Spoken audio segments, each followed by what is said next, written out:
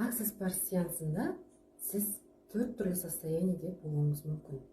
Ол біріншіден, сіз ұйықтайсыз, немесе сөйлей бересіз тоқтаусыз, немесе күлесіз, немесе жылайсыз.